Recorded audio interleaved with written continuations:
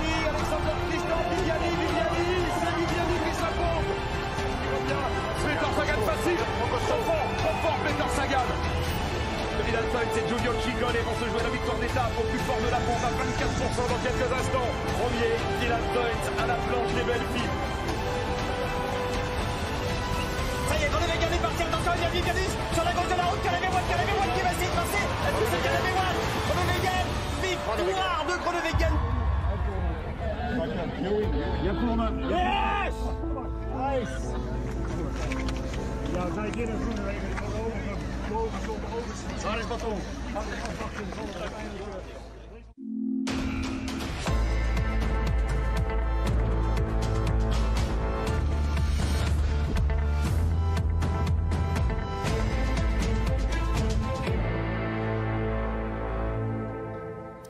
Bonjour à tous, le soleil est au rendez-vous ici à Saint-Étienne pour vous accueillir pour la 8e étape du Tour de France. Nous sommes ensemble jusqu'à 18h30, 200 km tout rond aujourd'hui entre Mâcon et Saint-Étienne.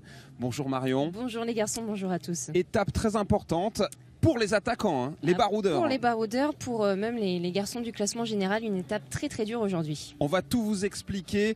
Départ fictif à 12h10. La patrouille de France est à Mâcon également ce matin. Bonjour Franck Ferrand. Bonjour Laurent, bonjour à tous. Ici à Saint-Étienne, c'est l'une des villes les plus sportives de France. Oui, pour la 26e fois, ville-étape du Tour. Je voulais mettre mon maillot vert ce matin, mais j'ai eu peur qu'on me confonde avec Peter Sagan. Bon, les Stéphanois sont là Ouais. Sont les plus forts évidemment, hein. C'est les Verts.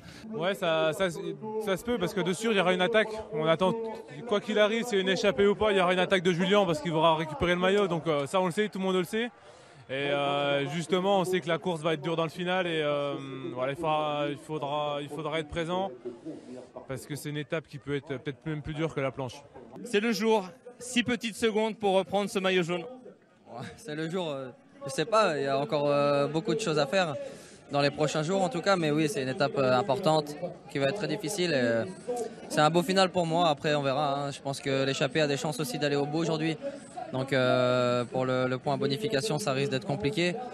Mais il y a un final voilà, où il faudra rester concentré avec deux enchaînements de côtes très proches de l'arrivée. Voilà, je verrai ce que je peux faire, mais pas de stress. Tout le monde s'attend à une attaque. Alors, ce que vous allez faire, comment vous allez procéder? Il faut contrôler l'échappée, revenir pour prendre les bonifs dans la dernière difficulté. C'est quoi la meilleure stratégie? Ça, on va viser pendant la course. La situation, on ne peut pas vraiment la prévoir à l'avance. Je pense que l'équipe du maillot jaune va contrôler, mais ils ont tout intérêt à laisser l'échappée aller au bout aujourd'hui parce qu'ils savent que si on arrive dans le final tous ensemble, je peux aller prendre les bonifications et arriver devant. 1850 mètres de dénivellation aujourd'hui, c'est presque autant que jeudi à l'occasion de la traversée des Vosges et de la planche des belles filles. 200 km donc à travers les départements de la Saône-et-Loire, du Rhône et de la Loire, à travers surtout les monts du Beaujolais, les monts du Lyonnais. Il n'y aura pas de répit aujourd'hui, Laurent, 7 ascensions répertoriées pour le classement de la montagne et beaucoup de dénivelé. Oui, beaucoup de dénivelé et surtout un terrain usant où on a effectivement très peu d'occasions de pouvoir récupérer. On est toujours en prise, comme on dit dans le jargon, et chaque fois qu'une course cycliste arrive dans la région, de toute façon c'est une course difficile. Hein. Saint-Étienne a toujours livré des courses impeccables, des courses disputées parce que le relief justement tout autour est accidenté, on le voit ici. Hein. C'est vraiment un terrain en tôle ondulée, ça sera compliqué de contrôler. Et c'est un terrain évidemment propice pour qu'on assiste à une course de mouvement avec peut-être une échappée qui part de loin. Messieurs, votre pronostic, vainqueur de l'étape? Alors moi je vais dire Wout van Aert, peut-être dans l'échappée, peut-être en cas d'un sprint aussi, parce qu'ils ne seront pas tous là à l'arrivée. Et moi je vais dire Alberto Bettiol, tiens, le vainqueur du Tour des Flandres. Parfait, moi je vais être un peu cocardier, je vais dire Julien Alaphilippe. Oui. Et vous, Marion? Et Greg Van Avermaet. Parfait. Franck, je lui demande pas parce que si je lui pose la question, il va me parler d'autre chose. Par exemple, du Beaujolais. Oui, aujourd'hui, je n'ai que 6 secondes. Il est favori. Nous verrons. Mais je suis tranquille. Je vais garder ce maillot aujourd'hui et puis on verra par la suite. Ça sera une belle lutte entre toi et Julien. Oui, bien sûr. Il veut quand même récupérer ce maillot et moi je voudrais le garder. Nous allons voir ce qui va se passer. Ils sont nombreux à vouloir se glisser dans l'échappée, y compris les sprinteurs comme Sagan par exemple, Matthews, essaieront d'aller devant parce qu'une échappée aujourd'hui a des chances d'aller au bout, et le maillot jaune lui-même d'ailleurs, s'il filtre bien l'échappée, s'il contrôle les coureurs qui s'y glissent, ça peut être une bonne opération et ça peut être la bonne stratégie que de laisser finir un coup. Une chose est certaine, Laurent, l'étape est trop difficile pour les purs sprinters, ceux que l'on a vus hier à l'arrivée à Chalon-sur-Saône, à savoir Groenewegen, à savoir Viviani, Caleb Ewan, eux, on ne les verra pas aujourd'hui. Regardez Mâcon, nous sommes à 5-6 km du départ réel de cette 8e étape. On a juste le temps de faire une page de pub. Je vous laisse la lancer, mon cher Franck, à la façon Marion. À la façon de Marion, oui. Mais vous m'auriez prévenu, j'aurais pris la perruque blonde qui ne quitte jamais ma valise. Nous nous retrouvons tout de suite après ceci. Ah, c'est ma journée déjà.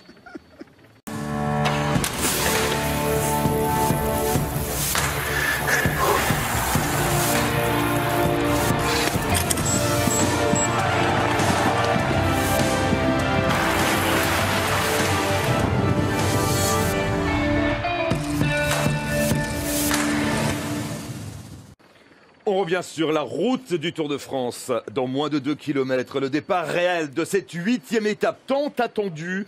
C'est l'un des grands temps forts de la première semaine du Tour de France. Il y a eu bien sûr l'arrivée à Épernay avec la victoire de Julien Lafilippe. Lundi, on a eu la planche des belles filles, bien sûr, la première étape de montagne.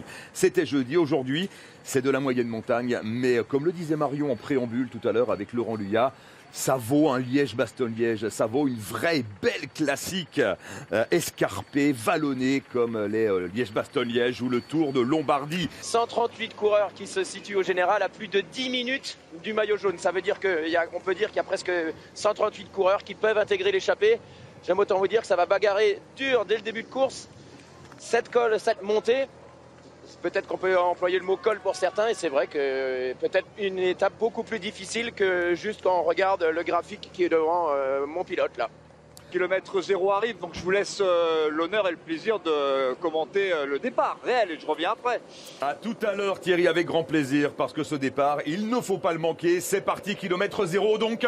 Et on va bien sûr suivre les premières attaques à l'avant de ce peloton. Thomas l'a dit, il y a plus de 100 coureurs qui peuvent potentiellement être intéressés par une échappée aujourd'hui. Et après, il y en a beaucoup aussi qui ont déjà un petit coup dans les carreaux, hein, qui sont fatigués. Et qui espèrent simplement pouvoir terminer l'étape dans les délais. Donc peut-être pas forcément tous les coureurs qui ont envie d'être devant aujourd'hui. Certains ont juste envie de pouvoir finir sans trop d'encombre. On l'a vu d'ailleurs directement, et c'est pas surprenant, Thomas de Gendt essayer de se glisser dans la première attaque. Il est là, Thomas de Gendt, avec un coureur de l'équipe Dimension Data. Niki Terpstra aussi qui se pointe pour Total Direct Energy. On vous a promis une bagarre intense et ça peut durer ainsi pendant de longues minutes. On rappelle, Laurent, qu'il y a le sprint intermédiaire de Cercier en Beaujolais au kilomètre 33. Oui, du coup, une échappée peut se constituer d'ici là ou tout simplement sur un contre après ce sprint, si toutefois le peloton était groupé. Je ne sais pas si c'est Terpstra. C'est Ben King avec Terpstra et avec De Gendt. Ben King pour la formation Dimension Data. Pour s'extirper d'un peloton qui est secoué comme ça, et regardez toutes les difficultés qu'il a, Mats Wurtz.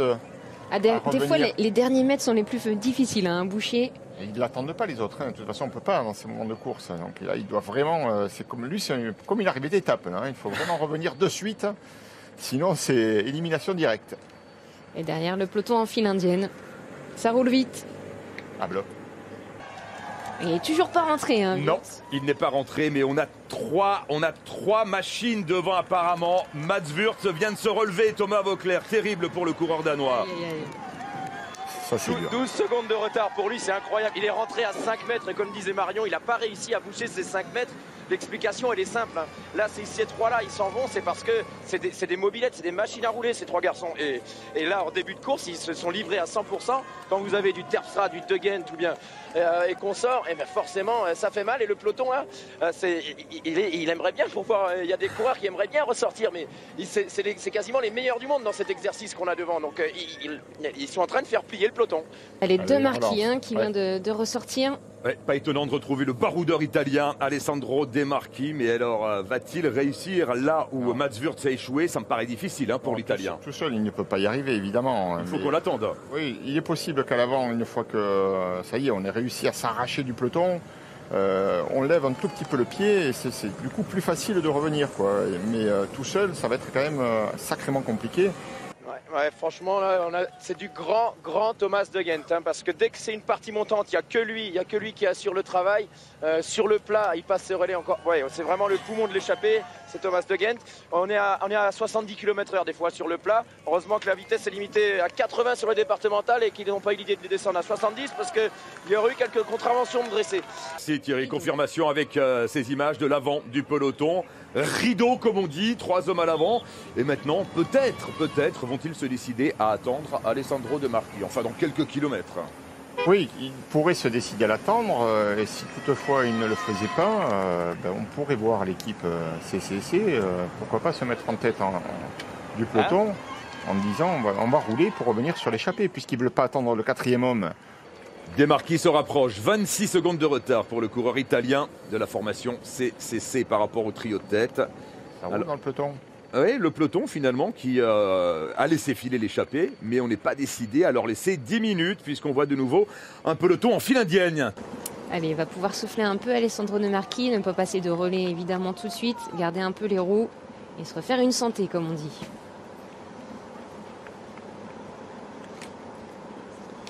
C'est Niki Terpstra qui prend un relais plus long, plus soutenu, qui va passer en tête sur la ligne ici du classement intermédiaire avec ses points comptant pour le maillot vert.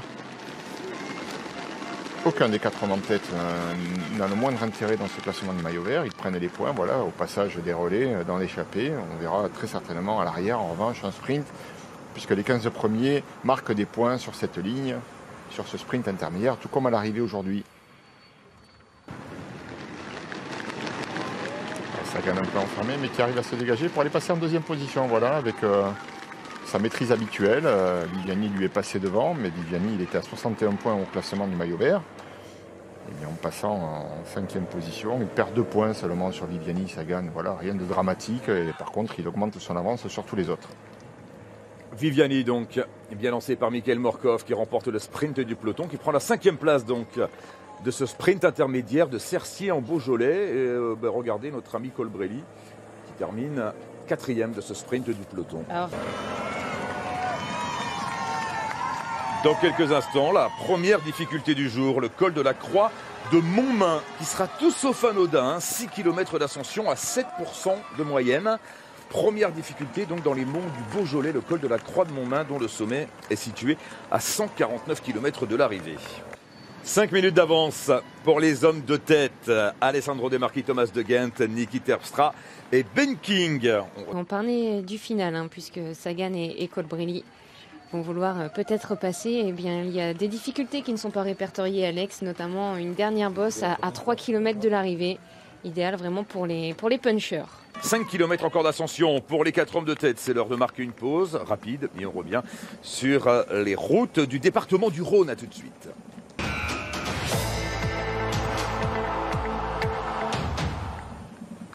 Retour sur la 8e étape du Tour de France en direct. Nous sommes sur France 3 avec 4 hommes à l'avant dans l'ascension de la première des 7 difficultés du jour. L'ascension du col de la Croix de Montmain avec Alessandro De Marchi ici en dernière position, Ben King, Thomas De Gendt et Alessandro De Marchi en plein effort dans cette ascension à 7% de moyenne sur plus de 5 km. De Gendt, c'est écrit dans le ciel qu'il veut passer en tête au sommet des différentes difficultés. Oui, il a déjà le maillot dans son équipe, donc sur les épaules de Tim Wellens, ne serait-ce que par respect pour ça, il va essayer de passer en tête. Et puis lui aussi, sur un plan personnel, c'est un maillot qu'il a déjà porté. Il est classé dans ce classement, et s'il passait en tête des différentes montées, il pourrait également se rapprocher et le retrouver dans les prochains jours. Thomas De Gendt au sommet donc du col de la Croix de Montmain, classé en 2e catégorie, 5 points pour le Belge. Ça fait 14 pour lui, contre 43 pour Tim Wellens.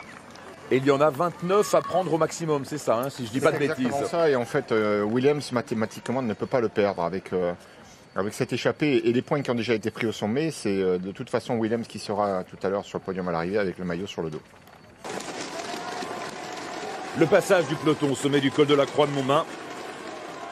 Avec Marcus Burgert, donc toujours pour la formation Bora Hansgrohe, l'équipe de Peter Sagan, à 4 minutes 40. Pour tout le monde. Et regardez ce qu'on disait tout à l'heure, ces cassures qui sont là, le peloton s'est étiré. Sur certaines relances, eh bien, quelques coureurs ont eu des difficultés et ça casse. Et on remarque également que le chronomètre a grimpé en faveur des échappés. Ils ont mis à profit la partie descendante pour reprendre une vingtaine de secondes. Et oui, lorsqu'on arrive en bas de la descente, forcément, on a une relance. La deuxième ascension du jour, le col de la Croix de Telle. 4 km à 8% de moyenne. Elles sont raides, hein, ces difficultés. La prochaine, ça sera même à 10%, 2 km seulement, mais à 10% de moyenne. Sur des routes en plus qui rendent pas. Hein. On n'a pas l'impression, voilà, quand on voit à la télé, on se dit c'est un bon revêtement, mais je peux vous dire que lorsque c'est une mauvaise route comme ça, eh bien ça colle à la route, comme on dit. La côte de Jaillères. Le sommet est situé à 13 km de l'arrivée. Et au sommet de laquelle il y aura un point bonus. Un point bonus, c'est-à-dire des bonifications, 8 secondes de bonification à celui qui passera en tête. Oui, ce sera un tremplin idéal pour passer à l'attaque et gagner l'étape.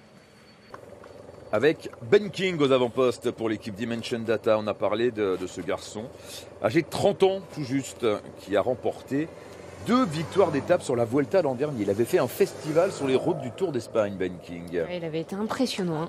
Et notamment dans les étapes de montagne, hein, puisque lorsqu'il s'est imposé, c'était à chaque fois des étapes vallonnées, comme aujourd'hui. Thomas Degen qui accélère. Oui, on ne sait jamais. Hein. Il vaut mieux accélérer quand même, parce que Ben King, on le voit, il le suit de près. Et Niki Terpstra, lui, il laisse filer. Il n'a pas envie de sprinter. Oui, lui, il garde des forces. Ces petits efforts parasites, là, en ce qui le concerne, ils ne servent qu'à le fatiguer davantage. Donc, il les évite, il va revenir dans la descente. 5 points pour Thomas Degen, qui est donc passé en tête au sommet du col de la Croix de Telle. 10 points dans la musette pour Thomas Degen pour le moment. Et la prochaine difficulté pour les hommes de tête, le col de la Croix-Paquet. Oui, là c'est un petit mur, Marion, c'est vrai. Dans un peu plus de 11 km maintenant, 2 km à plus de 10% de moyenne. Passage à 12% dans ce col. Et la moyenne depuis le départ de Mâcon, 40 km/h tout juste pour les hommes de tête. Là, ça roule vite. Hein. 2 h 3 minutes de course déjà. Ça va être une sacrée étape chantier. Hein. Allez, Geraint Thomas qui vient de crever, Thierry. Oui, dans une partie descendante très large sur la droite de la route. Il est attendu par un de ses équipiers, le dossard numéro 1, et qui a crevé de la roue avant. Pour dire qu'il est violent, et regardez la facilité. Là, Philippe, il était dans les derniers du peloton tout à l'heure. La descente, c'est son truc. La montée aussi d'ailleurs, mais la descente lui a permis de venir se replacer devant avant cette difficulté bien plus pentue que les autres encore. Et 2 km, ça semble court, mais alors avec des difficultés et des pourcentages horribles comme ils sont en train de connaître, ça peut être une longue montée. Et la caméra super ralentie qui nous offre ces images avec Thomas Degen, toujours à l'avant. Je ne sais pas si ce col de la Croix-Paquet avait déjà été escaladé dans le cadre du Tour de France, mais une belle trouvaille en tout cas, enfin une belle trouvaille, pas pour tout le monde. André Greipel qui a pris la 12e place hier du sprint à Chalon-sur-Saône. Alexander Christophe. Allez, Degen a remis le grand plateau. Ouais, mais c'est normal, on arrive presque au sommet, c'est un peu plus roulant ici, et puis il accélère aussi, on ne sait jamais. Et comme tout à l'heure, les mêmes positions, Degen en tête, King dans la roue, en 2e position, en 3e ce sera Demarquis, et en dernière position, toujours Terpstra. Voilà, 5 points. 3e difficulté, 2e catégorie franchie et 3 x 5, 15 pour Thomas Degen qui possédait déjà 8 points dans ce classement. Ouais, vous avez parlé de Jasper Stuyven, Marion, attention à lui, hein. C'est un garçon qui va vite et qui passe très bien les bosses. On se souvient qu'il avait été longtemps échappé sur la route de Mende l'an dernier sur une étape un peu similaire, très vallonnée, très difficile. Et d'ailleurs, je crois qu'il avait pris une belle place d'honneur à Amende au sommet de la montée Laurent-Jalabert l'an dernier, Jasper Stuyven.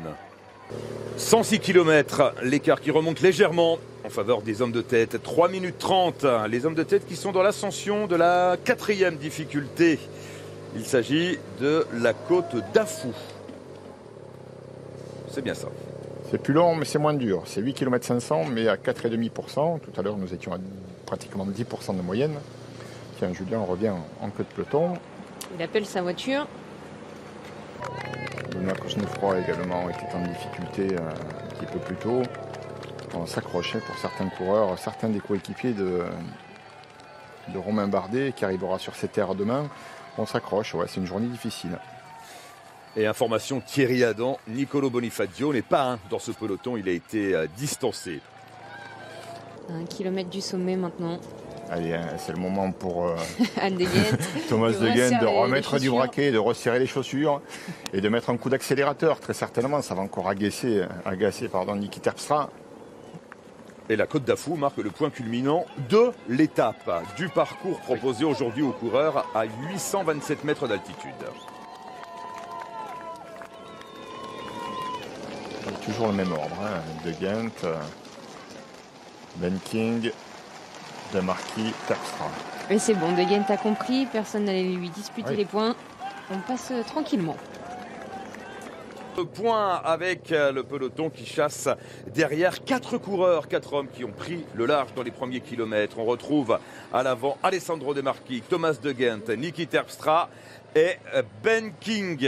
3 minutes d'avance donc sur le peloton emmené par les équipiers de Michael Matthews. Et oui, on se dit chez Sunweb que Michael Matthews est capable de passer les nombreux reliefs proposés aujourd'hui aux coureurs. On le rappelle, 3700 mètres de dénivelé. 3 minutes d'avance pour l'instant. L'avance des hommes de tête est insuffisante. On fait le point avec Thomas Voeckler à l'avant de la course. Ouais, suffisante.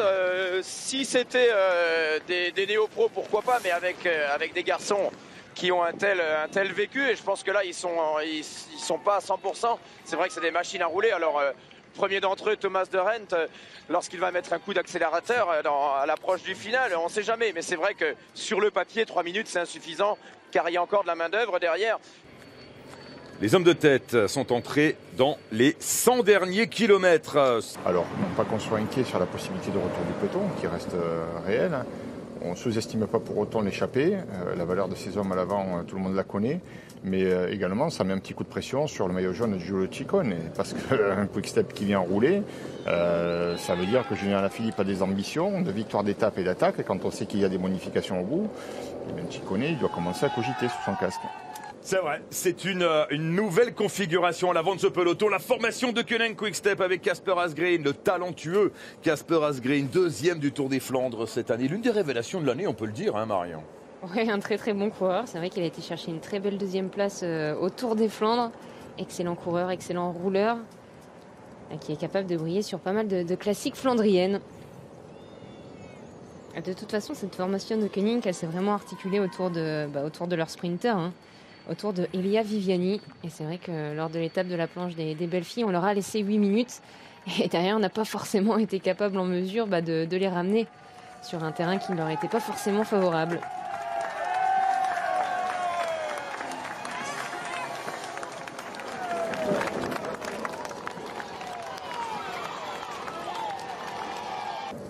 La moyenne depuis le départ, on est à 39 km/h pour les hommes de tête. Alors j'allais poser une question à Thomas, histoire de le chambrer un tout petit peu. Thomas, on maigrit sur le vélo, on est d'accord, hein, mais on maigrit sur le vélo, mais sur la moto, c'est pas forcément le cas. Je la sens venir. Ouais, je la sentais venir, celle-là. Oui, non. Oui, moi, j'ai perdu 2 kilos pendant le Tour de France, et là, je crois que ça va être le phénomène inverse. Hein, mais bon, c'est comme ça, c'est la vie d'après-coureur. Les 4 coureurs, justement, devant. Je crois que si on avait voulu choisir des 4 coureurs qui auraient le profil idéal pour une échappée aujourd'hui, on aurait pu choisir cela parce que je crois qu'ils ne sont pas du tout inquiets des hommes qui roulent derrière. Ils croient vraiment à leur chance, on le sent à la façon dont les relais sont appuyés, à la façon et dont les relais passent tout simplement. Concentré sur la course et prêt à bondir si l'occasion se présente. Et pour ne rien vous cacher, Wout van Aert, c'est le favori de Laurent aujourd'hui à Saint-Étienne. Oui, enfin, c'est le favori, oui. Enfin, oui.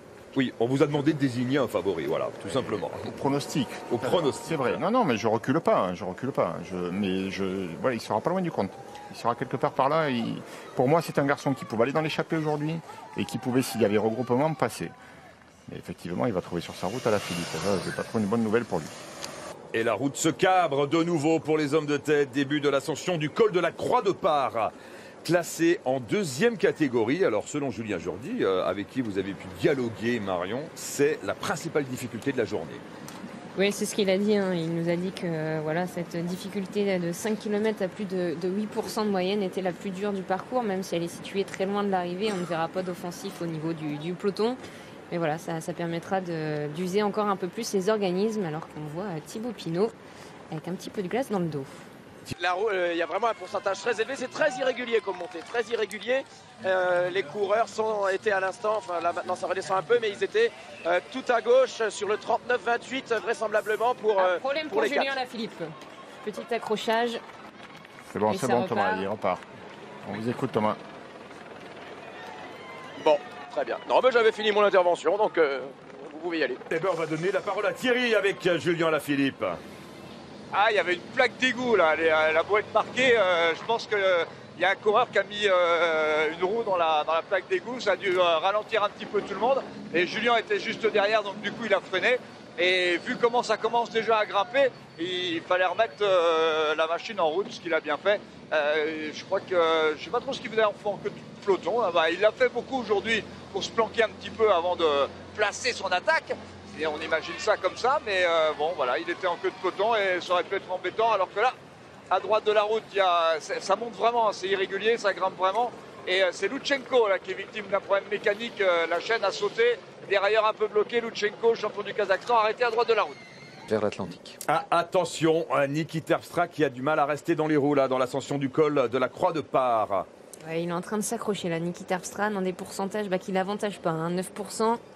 Ouais, mais on entrevoit ses limites. Il ne pèsera pas sur la course. En tout cas, c'est pas lui qui va faire progresser à nouveau cette échappée. Quand on commence à être un peu dans le dur, qu'on s'accroche, au moment où il va falloir prendre les relais tout à l'heure, s'il est toujours là, il va passer en dedans. Et ça secoue la cabane pour Niki Terpstra. Ça secoue la cabane. Ah, elle était pour Franck celle-là. Mais elle est déjà notée. 1 kilomètre encore d'ascension pour les hommes de tête et Niki Terpstra qui s'accroche. Yves Lampart également distancé, Morkov. Les équipiers pour Julien Lafilippe qui ne pourront certainement pas rouler dans le final. Et il y a Viviani également. Ouais, Morkov il roulait tout à l'heure. Illustration que sur ce terrain, n'importe qui ne peut pas faire un tempo. Ce sont des garçons qui sont habituellement des lanceurs, qui sont à l'aise lorsque ça roule vite et sur le plat. On ne peut pas les convertir en grimpeurs, en tout cas en coureurs capables d'imprimer un tempo très soutenu sur une étape aussi compliquée. Ils en font les frais directement derrière. Et devant, ça craque également, je crois, Thomas. Ah ouais, il y a deux binômes. Il y a Thomas de Rent et Alessandro De Marchi qui sont partis sous l'impulsion de De Marchi d'abord et ensuite de Thomas de Gent.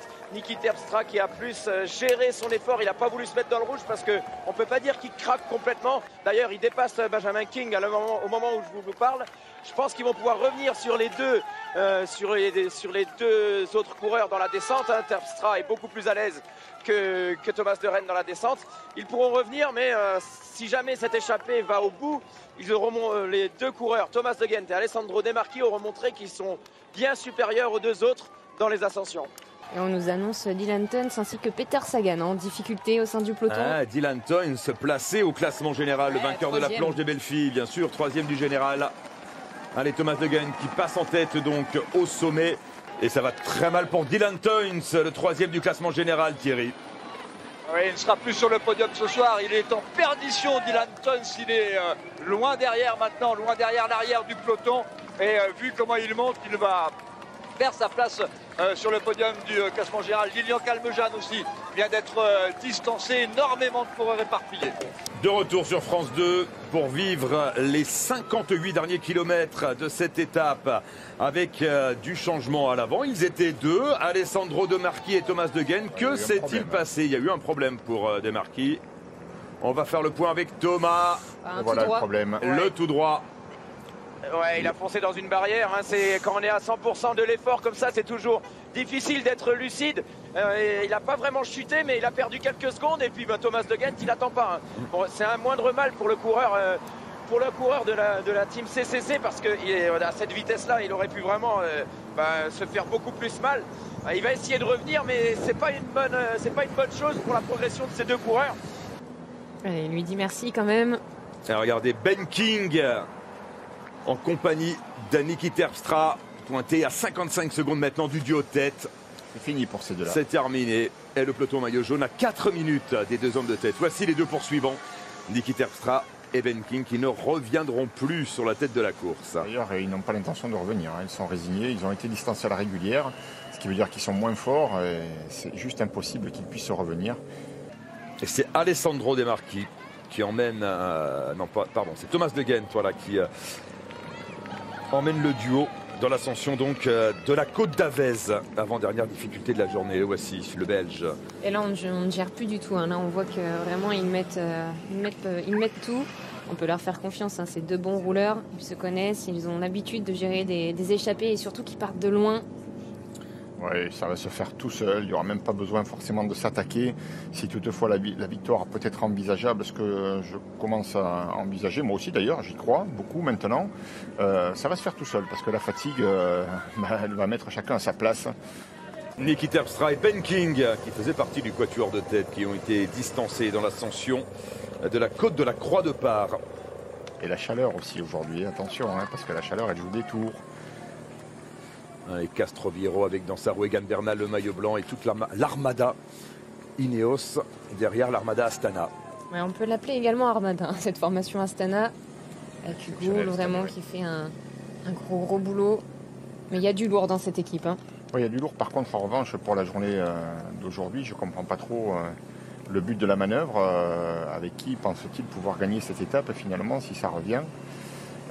Pour l'instant, ça va passer vite pour que ça revienne. En tout cas, on y met beaucoup d'énergie ici et l'écart est stable. Est-ce que Fuglsang a la capacité de distancer tout le monde à la dernière côte, à la côte de la Jaillère? Donc je pense que c'est pour Lutsenko qu'Astana travaille. Il faut encore revenir sur ces deux-là, bien sûr. Mais contrairement à l'équipe de Koenig qui est composée pour le sprint, je crois que la formation Astana a les coureurs capables, ils sont, grâce à leurs coureurs, vous avez employé le mot armada, c'est exactement ça. Je pense qu'ils sont capables de rapprocher sur ces deux coureurs. Et une mauvaise nouvelle, l'abandon de Christophe Laporte. C'est confirmé, Christophe Laporte qui avait disparu des radars. Eh bien, la raison est simple. Il a abandonné, terminé pour Christophe Laporte. Et deuxième abandon malheureusement pour la formation Cofidis, managée par notre ami Cédric Vasseur. Après Nicolas Hédé il y a 2 jours, c'est Christophe Laporte. Je ne sais pas si vaut mieux que je récupère les pièces détachées que les pop-corns de Laurent Jalabert. Ça me fera moins de mal, je pense. Mais des pièces détachées, oui, on va pouvoir monter un garage. Hein, parce que là, le peloton qui avait déjà beaucoup diminué dans la côte d'avant, je vous rappelle qu'on avait perdu une quarantaine de coureurs. Puisqu'il y en avait une dizaine qui étaient revenus, mais bon, l'effet boomerang est là, l'Essereuse est là, Serge Powell a sauté, Anthony Roux est en train de sauter, Anthony Delaplace vient de sauter, j'en ramasse un par un et le peloton continue, là le rythme est assez infernal et le peloton continue de s'étirer et dès qu'on est en queue de peloton, ça va tellement vite que on saute comme les pop-corns pour reprendre une jolie expression de Laurent Jalabert. Allez, on fait le point sur la situation à 51 km de l'arrivée avec cette animation en 3D. Johan Ofredo donc pointé à un quart d'heure de la tête de la course. À vol d'oiseau, il est moins loin, hein, mais oui, bien sûr. Pour parcourir le tracé. Le seul derrière, évidemment, c'est compliqué. Il est tout au fond, Johan Ofredo, voilà, matérialisé par le petit point rouge, alors que la tête de la course est au sommet de la côte d'Avez avec le duo Alessandro De Marchi. Thomas De Gendt. Ouais, je trouve que ça sent vraiment très très bon pour ces deux-là. Ouais. Ils n'ont rien perdu, Laurent. Une dizaine de secondes dans la côte d'Avez. Quasiment rien et surtout rien n'indique qu'ils soient en bout de course. Ils semblent encore avoir les moyens de continuer sur ce rythme-là. Et c'est à mieux parce que pour parvenir à l'arrivée et se disputer la victoire, il va falloir au moins tenir le coup comme ça sur ce tempo sur les 15 prochains kilomètres et qui sont encore difficiles. Que le final sera un peu plus favorable. Si le peloton n'entrevoit plus le retour, peut-être qu'il va également lâcher un petit peu de l'est. On rappelle qu'ils sont tous les deux très loin au classement général, à pratiquement 30 minutes. Un peu plus de 29, un peu moins de 30. Niki Terpstra, longtemps échappé. Niki Terpstra repris par le peloton dans quelques instants. Il se fait gronder là, Bilbao, parce qu'il a pris le relais de la mort là, hein, et il a mis un gros coup de gaz et débrouillez-vous les copains maintenant. Moi je retourne au fond de la classe, ça c'est pas bien. Et en tout cas c'est pas du tout apprécié par Omar Fraile. Qui a pris le relais d'ailleurs, mais qui ne va pas durer longtemps je pense. Si chacun fait ça, quand tu roules si fort pour essayer de revenir sur les échappées. Il faut penser aux copains qui suivent aussi, à la tartine que tu leur laisses si tu t'écartes. Il n'y a plus de coureurs intercalés entre le duo tête et le peloton. Peter Sagan qui passe à son tour au sommet de la côte d'Avez et qui devrait pouvoir rentrer dans la descente. La dernière heure de course, 8e étape du Tour de France entre Mâcon et Saint-Étienne, 200 km et 3 minutes 22 d'avance pour le duo de tête. Thomas de Gendt, accompagné d'Alessandro De Marchi. Thomas de Gendt, vainqueur d'étape sur les 3 grands tours, une carrière somptueuse pour le baroudeur belge.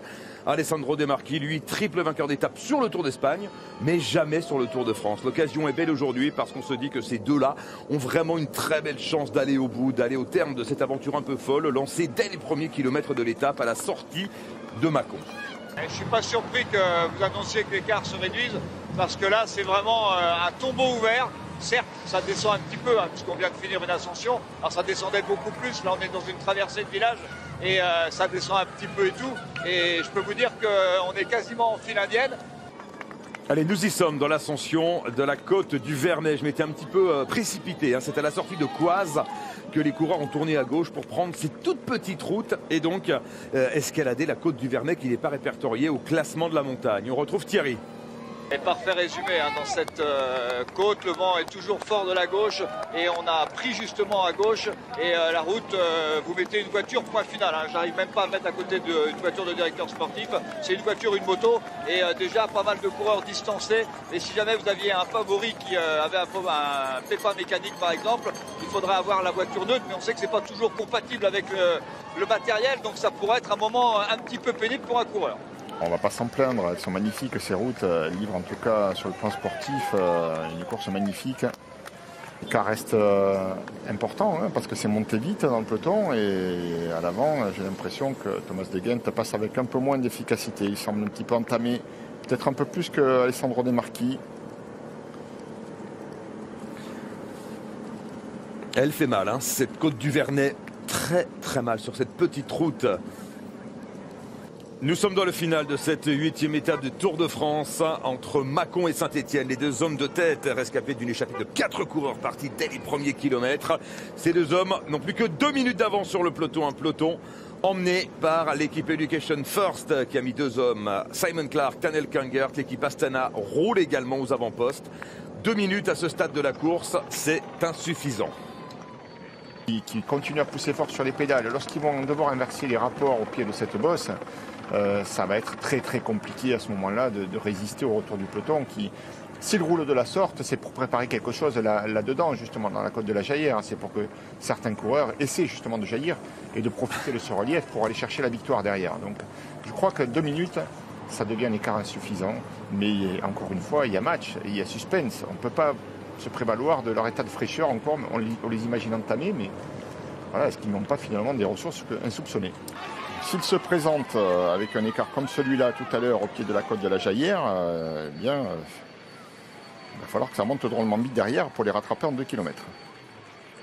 Oui, puisque les deux hommes de tête viennent de passer Saint-Christo en Jarret et ça descend maintenant, ça va descendre pendant 10 bons kilomètres. Oui, c'est un final beaucoup plus rapide que tout ce que nous avons eu jusqu'à présent. Et comme le disait justement Thomas, c'est vrai qu'eux, il n'y a pas de remplaçant. Ils sont obligés de tout faire jusqu'au bout. Contrairement au leader à l'arrière du peloton. Peloton en file indienne. Et quelques secondes de grappillé pour ce peloton sur les hommes de tête. On se dirige vers la localité de Sorbier. Quelques hectomètres avant l'ascension donc de la côte de la Jaillère, avec toujours les deux mêmes équipes à l'avant, l'équipe Education First, l'équipe Astana. Les 25 derniers kilomètres pour les coureurs du peloton, les hommes de tête sont à 23 km 900 de l'arrivée maintenant. Ça roule à fond, à fond, à fond.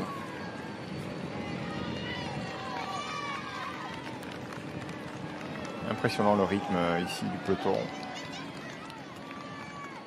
La preuve en images et en 3D avec à la sortie de Sorbier l'ascension de la côte de la Jaillère. Laurent, vous l'avez reconnu ce matin à bicyclette et c'est pas simple. C'est 9 km sur les 500 premiers mètres, ça devient un petit peu plus calme ensuite, 6%. Et puis on finit par ce dernier kilomètre à 14% sur la partie finale. Voilà, difficulté quand même en fin d'étape comme ça qui va laisser des traces, c'est obligé. C'est la plus dure sur le final et c'est la dernière opportunité de vraiment créer un écart, de faire la différence. Alors les deux ne seront plus peut-être deux au sommet, ils seront même peut-être déjà rejoints au train où on voit les choses. On peut tout imaginer, voir quelqu'un sortir du rang dans le peloton. Julien, pourquoi pas, s'il a encore les jambes. Suspense total pour cette fin d'étape. 2 hommes à l'avant, mais plus qu'une minute 29 d'avance pour le duo de Marquis de Ghent. Alors il y a la côte de la Jaillère, on en a parlé, et puis il y a également cette ascension qui n'est pas répertoriée au classement de la montagne, à 3 km de l'arrivée, qui n'est pas anodine non plus, parce qu'elle fait presque 1 km hein, cette ascension. Oui, c'est la rue du 8 mai 45. On tourne à droite à l'équerre et ça grimpe directement sèchement. C'est une montée à 6% environ sur 700-800 mètres.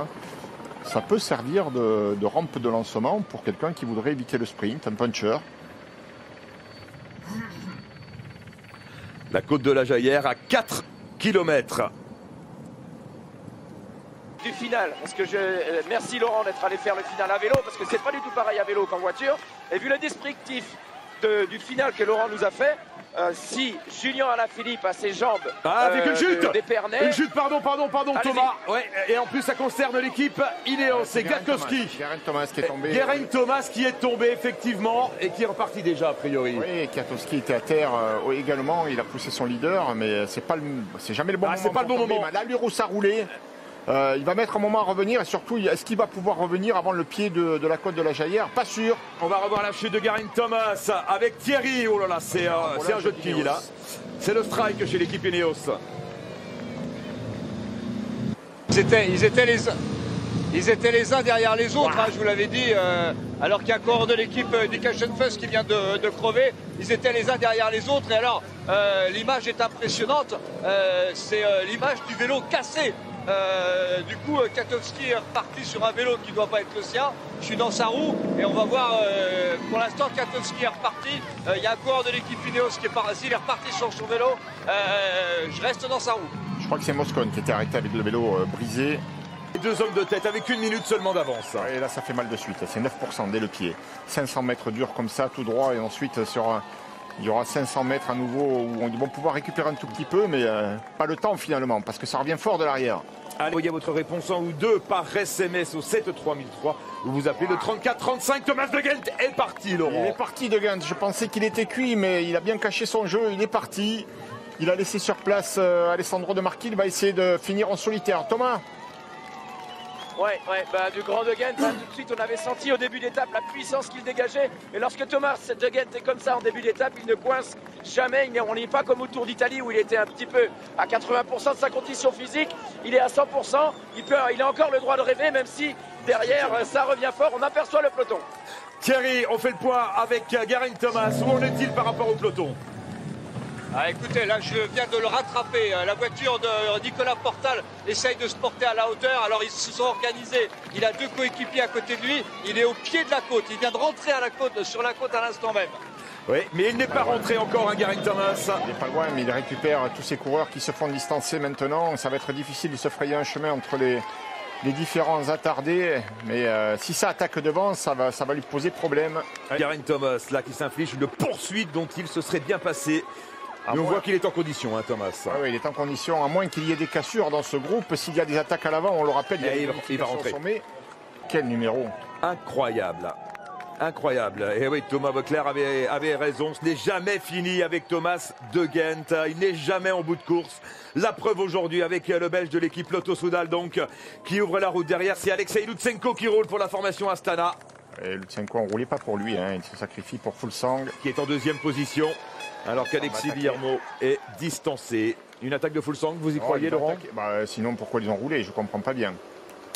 Non, là, je suis dans la côte, elle est trop longue, elle est trop dure pour qu'il puisse aller au bout. À la télé, on ne se rend pas compte de l'inclinaison, mais c'est super dur. Je termine sur ce que je disais tout à l'heure, avec le descriptif de la fin de parcours. Si Julien Alaphilippe a ses jambes d'Épernay, il sera maillot jaune ce soir, j'en suis convaincu. Ouais, avec deux occasions, le sommet de la côte de la Jaillère et puis le faux plat dont on a parlé à 3 km de l'arrivée. Il a été épatant, hein, Geraint Thomas. Il est en condition. Il est fort. Il est très fort. De Ghent qui est au sommet là. Virage à gauche et c'est fini pour lui. Et il les aura, ces 40 secondes d'avance au sommet de la côte de la Jaillère, Geraint Thomas. Thomas de Gendt. J'ai dit Geraint Thomas. Oui, mais c'est pas grave, on avait compris. Désolé Laurent. Thomas de Gendt, bien évidemment le Belge. Allez, les derniers coups de pédale dans cette côte de la Jaillère pour Thomas c'est costaud, de Gendt. ce qu'il fait, hein. Je ne sais pas s'il arrivera à résister jusqu'au bout, mais ce qu'il fait, c'est costaud. Il a su en garder. Il est énorme, à 180 km d'échappée sur un parcours terrible. Et Thomas de Gendt qui peut maintenant se lancer dans la descente. 30 secondes, Nibali qui se relève. Ouais. À l'arrêt, Vincenzo Nibali. Lui, il va viser une étape dans les jours qui viennent, mais là, il laisse tomber. Allez, Julien qui est parti. Allez, Julien Lafilippe qui accélère à l'avant du peloton. Au plus fort des pourcentages dans cette côte de la Jaillère. Où est le maillot jaune? Est-ce que Giulio Ciccone est capable? C'est Thibaut Pinot. C'est Thibaut Pinot qui est dans la roue de Julien Lafilippe. 5 secondes, ça suffira pas. En passant deuxième, il va prendre 5 secondes. 5 secondes. Alors, faut pas se relever, Julien. Voilà, c'est bien. 5 secondes de bonification. Il n'est plus qu'à 1 seconde au classement général de Giulio Ciccone. Il est parti maintenant. Une alliance française, peut-être, pour aller chercher ce maillot jaune. La victoire d'étape, peut-être. Des bonifications à l'arrivée, sûrement. Ouais, mais la présence de Pinot va obliger les autres équipes à réagir, peut-être, Laurent. Oui, mais tout le monde est à fond ici. Ouais, et on sait qu'Ineos a été bien embêté par la chute de Gianni Moscone et de Geraint Thomas. Et Pinot qui relaie. Et Thibaut Pinot qui prend le relais. Thibaut Pinot qui sera l'invité, je le rappelle, de Vélo Club dans quelques instants sur le plateau de Laurent Luyat avec Peter Sagan. Ça a cassé derrière. À quelle finale? Et quoi qu'il arrive, Thomas de Gendt a été élu le coureur le plus combatif dans cette étape. Il sera sur le podium tout à l'heure. Allez, est-ce que Thibaut Pinot a les moyens de relayer Julien Lafilippe là, à ce stade de la course? Ah, c'est incroyable, incroyable. 12 secondes d'avance. Non, il y a moins que ça. Il n'y a pas 12 secondes d'avance pour le duo Pinot à Lafilippe sur l'avant-garde du peloton. Tout le monde est à fond. Tout le monde est à bloc. Ouais, et Giulio Ciccone ne va pas pouvoir compter sur énormément de soutien dans son équipe. C'est Richie Porte, je crois, ou Mollema qui roule pour le maillot jaune. Et il a trouvé du soutien, Giulio Ciccone, mais son maillot jaune ne tient plus qu'un fil. 1 seconde, c'est l'écart, on le rappelle désormais, au classement général entre Giulio Ciccone et Julien Alaphilippe. Double suspense pour la victoire d'étape, pour le maillot jaune dans le final. Moins de 10 km pour Thomas de Gendt, qui on le rappelle est toujours en tête.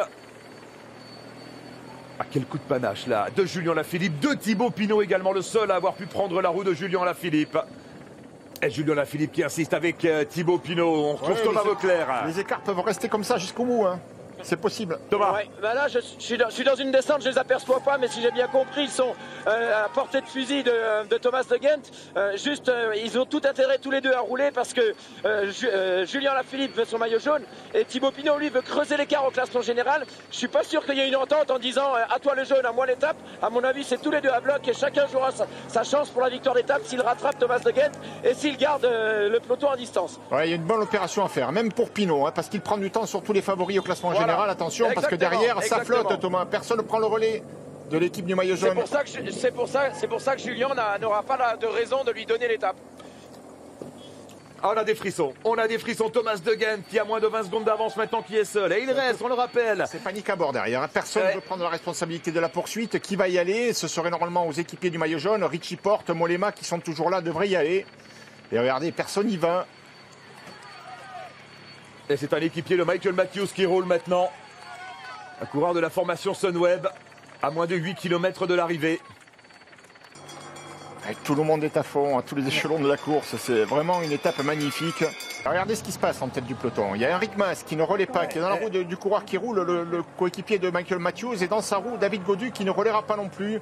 C'est bien joué de la part des équipiers de Thibaut Pinot et de Julien Alaphilippe. Est-ce qu'on a des écarts pour l'instant? Thomas de Gendt, 20 secondes d'avance sur le duo Pinot Alaphilippe. Et le peloton à 34 secondes. Et il y a des bonifications, on le rappelle. Hein, et pour l'instant, Julien Lafilippe est en mesure de retrouver le maillot jaune de leader. Oui, il est qu'à 1 seconde après la bonification de Giulio Ciccone. L'écart est suffisamment important. Je pense qu'ils vont aller au bout de toute façon. Pas sûr qu'ils aient l'opportunité de revenir sur Thomas de Gendt. Il est encore impressionnant de Gendt. Hein. Il a encore du jus, il a encore du gaz.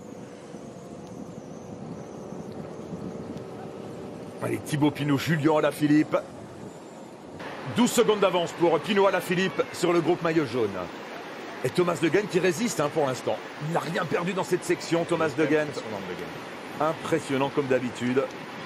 On passe peut-être d'aller chercher une deuxième victoire d'étape sur le Tour de France, 3 ans après sa victoire au Chalet Reynard sur les pentes du Mont Ventoux. Et il creuse même légèrement l'écart, Thomas de Gendt. Est-ce qu'il va buter dans la dernière ascension qui va intervenir dans quelques instants? Elle n'est pas répertoriée, on le rappelle, au classement de la montagne, cette bosse, mais elle est bien présente sur le parcours. Et puis il le sait, hein, qu'il y a deux coureurs lancés à sa poursuite. Thomas De Gendt ne perd rien, attention, ici, virage à droite. C'est ici que ça grimpe. C'est ici que l'on saura si Thomas De Gendt a la capacité de maintenir cet écart ou s'il va coincer. L'étape se joue maintenant pour Thomas De Gendt après 190 km à l'avant. Thierry avec l'arrière du peloton.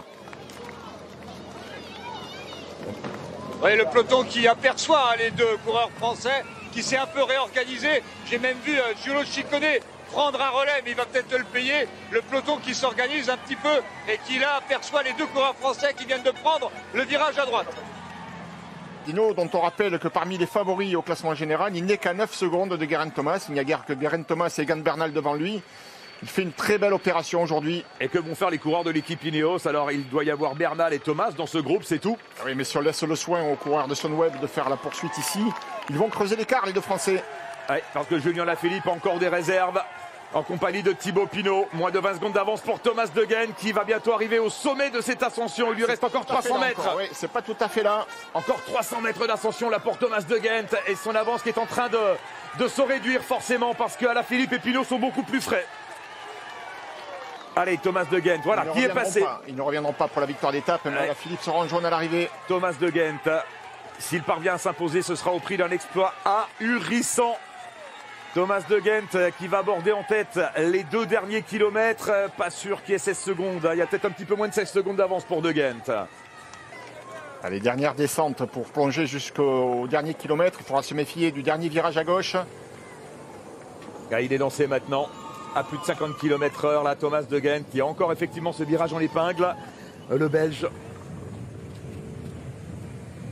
Là, ils sont pas loin, hein. Il y a quoi? Il y a 10 secondes, même pas 10 secondes entre De Gendt mais c'est très favorable, hein. Ça va très vite jusqu'à l'arrivée. De Gendt, il va pas se relever, hein. Il y a moins de 10 secondes, il y a moins de 10 secondes d'écart. Il est à la flamme rouge, le dernier kilomètre pour Thomas De Gendt qui va peut-être conclure victorieusement une échappée insensée menée avec 3 autres coureurs et il est seul dans cette dernière ligne droite, dans ce dernier kilomètre. Allez, on retrouve Julien Lafilippe avec Thibaut Pinot. Julien Lafilippe qui va retrouver le maillot jaune aujourd'hui à Saint-Etienne, 2 jours après l'avoir perdu à la planche des Bellefilles pour 6 secondes. Et on va déclencher les chronos, bien sûr, sur la ligne d'arrivée. Ouais, je suis presque sûr que Julien Lafilippe laissera passer Thibaut Pinot.